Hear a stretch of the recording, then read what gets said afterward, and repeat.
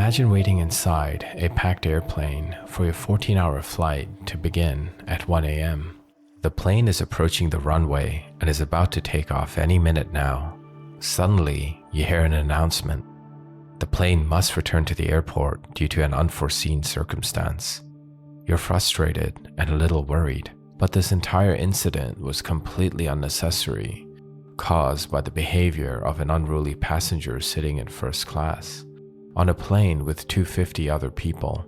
The tantrum was thrown for the most ridiculous reasons by none other than Heather Cho, the daughter of the CEO of the airline's parent company. She is vice president of Korean Air, the flag carrier of South Korea. Her behavior wasn't a one-time incident, but just the tip of the iceberg. Heather Cho was notorious to be aggressive and arrogant.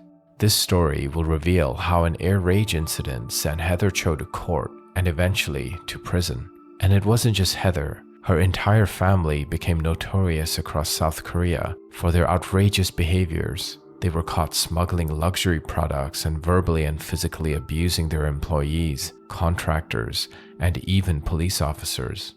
It's surprising how much society tolerates from those with money and power. There are lots of K-drama shows on Netflix based on rich heiresses that are popular nowadays. What I'm about to tell you is a true story of the rich and powerful in Korea, with no romance, only shocking actions and abuse that highlight what these people can get away with in some societies. Let's go back to 1 a.m. on December 5th, 2014. A Korean Air flight was about to depart from JFK International Airport in New York, heading back to Incheon International Airport in South Korea. On board were two experienced staff members, flight attendant Kim Do-hee and head purser Park Chang-jin, who oversaw the first-class cabin. Heather Cho, once comfortably seated, asked for a glass of water, which Kim provided along with a thoughtful addition, a bag of macadamia nuts. For some reason, this gesture infuriated Heather, not because she was allergic. She liked nuts, especially macadamias. A normal person would thank the flight attendant for the extra touch, but not Heather. She threw the packet of nuts at Kim. She scolded Kim, questioning how she could make such a rookie mistake by serving nuts in a bag instead of a bowl. This was first class, after all. Kim politely responded, "I just followed the instructions from my training." Her voice trembling. She didn't want to be on the bad side of the vice president of the company, who was rumored to be difficult to deal with. But this explanation angered Heather even more. She started screaming at Kim, loud enough that even passengers in the other cabins could hear her. As VP of Korean Air, Heather claimed she knew the guidelines better than anyone. She demanded to speak to the manager in charge. Enter Park Chang-jin, the chief flight attendant, who decided to handle the situation personally. He approached Heather with the service manual, but Heather interrupted him, insisting that Kim bring it herself so she could show her the error of her ways. When Kim presented the guide, Heather demanded Kim, specifically, to identify the part that instructed her to serve the nuts this way. Flustered and embarrassed, Kim frantically flipped through the pages trying to find the instructions. As if the pressure wasn't enough, Heather started pointing at her and even pushing her shoulder, demanding she hurry up. Another flight attendant rushed in to help and showed the section in the manual that explicitly stated nuts must be served in a closed bag to all passengers. This is to avoid cross-contamination and triggering allergic reactions through contact. But this proof infuriated Heather even more. She started yelling at Park. Heather demanded to know why Park, as the chief flight attendant, didn't explain this clearly in the first place, blaming Park for everything. She demanded for a sincere apology, asking Park to kneel down in front of her and apologize.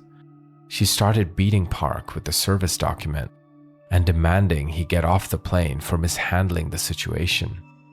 She insisted he tell the captain to return the plane and remove himself immediately. Park tried his best to calm her down, explaining that the plane was already taxiing to the runway and that, per regulations, everyone needed to remain seated. But Heather didn't care. She was beyond reasoning and screaming louder than ever.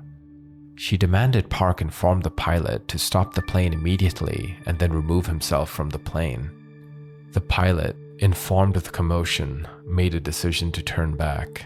He notified air traffic control and announced that the plane was turning back due to an unexpected delay. The plane turned around, and Park got off because he at the time believed that was the only way to de-escalate the situation. After a 20-minute delay, the flight continued as if nothing had happened. Of course, this behavior is not uncommon for Heather Cho. She's what's known in Korea as chaebol heiress, the heiress of a large South Korean conglomerate run by a powerful family. Her family owns stakes in several businesses, from airlines to shipping and more. Heather would have gotten away with this incident if it hadn't been leaked to the news media, causing such an uproar in Korean society. But who would dare challenge such a powerful family? The day after the incident, Park, who had removed himself from the plane, took another flight back to South Korea and reported to work soon after. This isn't the end, but the start of a nightmare.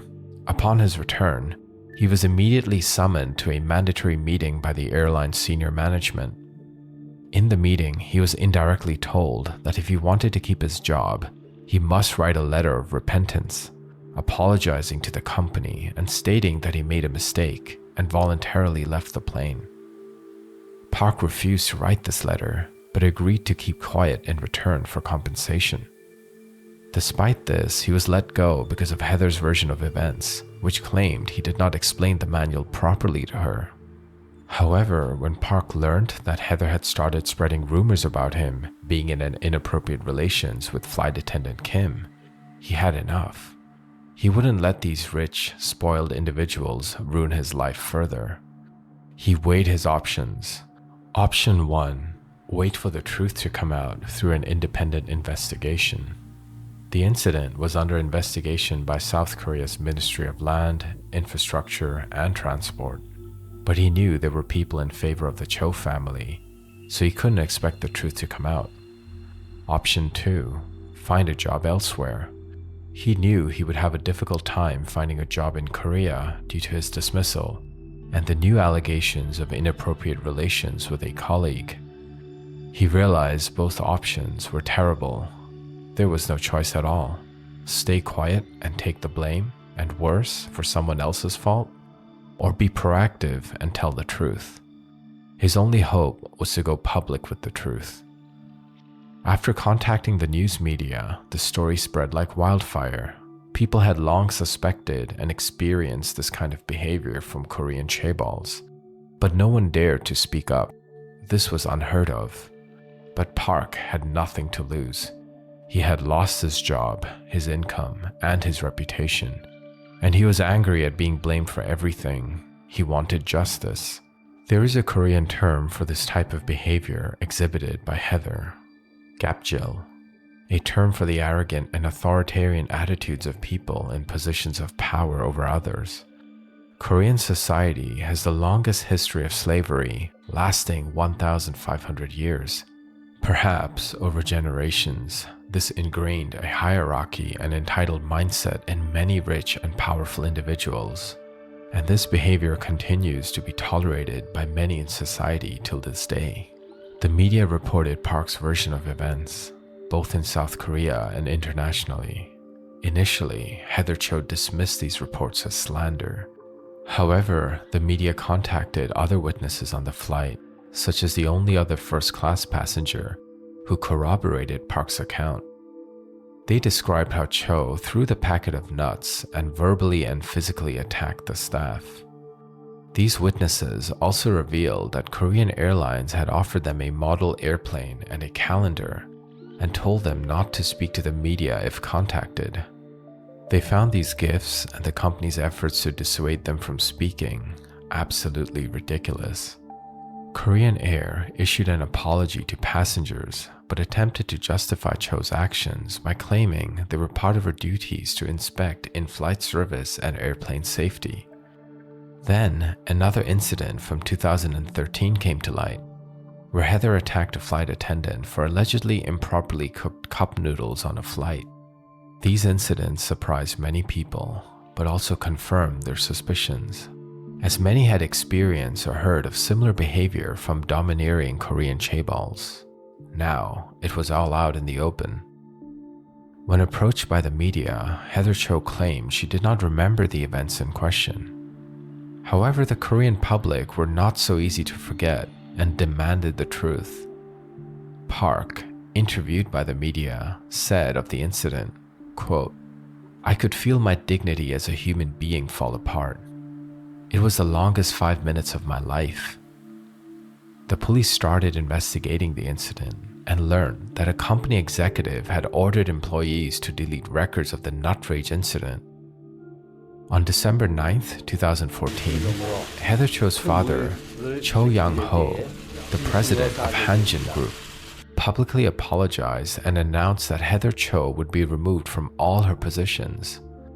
However, she regained her position as chairperson of Korean Air, president of KAL, Hotel Network, and Hanjin Tour. On December 31, 2014, the South Korean prosecutor's office arrested Heather Cho for violating aviation safety. Less than 2 months later, on February 12, 2015, Cho was given a 1-year prison sentence for obstructing aviation safety. The Seoul Western District Court handed the sentence to Cho during a hearing, saying she was guilty of changing the flight plan, an offense that carries a penalty for up to 10 years in prison. On May 22, 2015, in Seoul High Court, she was found not guilty of changing the aircraft's route. The sentence was reduced to 10 months and suspended for 2 years. Cho was released immediately, having served just 5 months, and it seems she never had to complete her suspended sentence. To improve her public image, Heather Cho started volunteering at an orphanage. Soon, photos emerged of her reading books to children and patiently helping them. Perhaps she was truly remorseful and turning over a new leaf. But just 3 years later, in April 2018, her husband released photos and videos of Cho yelling and screaming at him.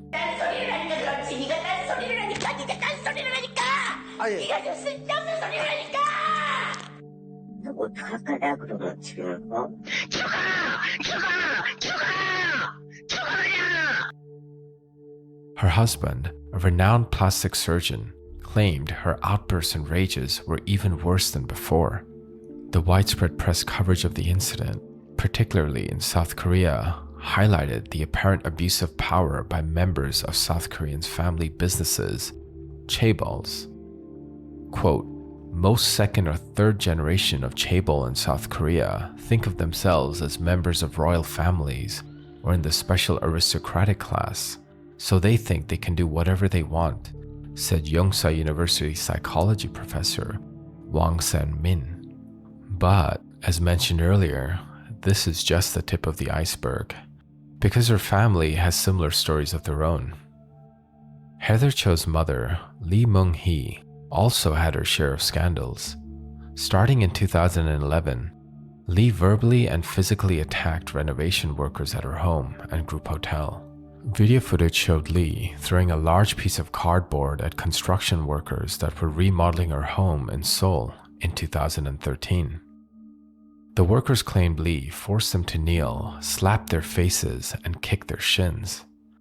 Police reported a similar incident in 2014, where Lee slapped and yelled at construction workers at a hotel in Incheon and threw construction blueprints on the floor, which could constitute obstruction of business. Lee also treated her drivers and maids poorly. Well, you didn't show me. You just put in the room. Why you didn't run again? Wow! Say I put it! Yeah, me! Lee Mung-hee was eventually brought to court by her employees. During the trial, the prosecutor had to read out the indictment, detailing Lee's offensive behavior, which was so egregious that the judge asked for it to be projected on a screen. The charges included using profane language, shouting, and physically assaulting employees, including a chauffeur and gardener. The offenses occurred between 2011 and 2018. Lee Myung-hee admitted to her behavior in court, but argued that she was merely strict at work. Later, it was also revealed that she used corporate logistic networks to smuggle luxury goods and illegally hire foreign domestic workers. In 2019, Lee Myung-hee was sentenced to 80 hours of community service and 2 years in jail for 18 counts of abuse against 9 of her employees at a court in Seoul. However, the sentence was suspended for 3 years, meaning that if she did not commit another crime during that time, she would not go to prison. The water rage incident. Like mother, like daughter. In March 2018, around the time when Lee Myung-hee's incident came to light, and a few years later after the nut rage incident, during a meeting with staff from an advertising company, Emily Cho, Heather Cho's younger sister, cursed loudly because she was dissatisfied with the answers given by her staff. She hurled a cup of water at them before driving them out of the meeting. Later, another recording surfaced of her insulting a colleague or a subordinate. Emily, who oversaw Korean Air's marketing and commercials, later apologized on Facebook, claiming the outburst was sparked by her passion for commercials. Her reasons were reminiscent of her mother's behavior. Their younger brother, Walter Cho, also had his fair share of scandals, including cursing at Korean Air employees and attacking police officers in 2015. 2018 was not a good year for the Cho family. In 2018, Cho Yang-ho, the Hanjin Group and Korean Air's chairman, was indicted for several charges, such as embezzlement and breach of trust. He had previously been convicted of tax evasion in 2000, along with his father, Cho Chung-hoon, the founder of Hanjin Group, and his brother.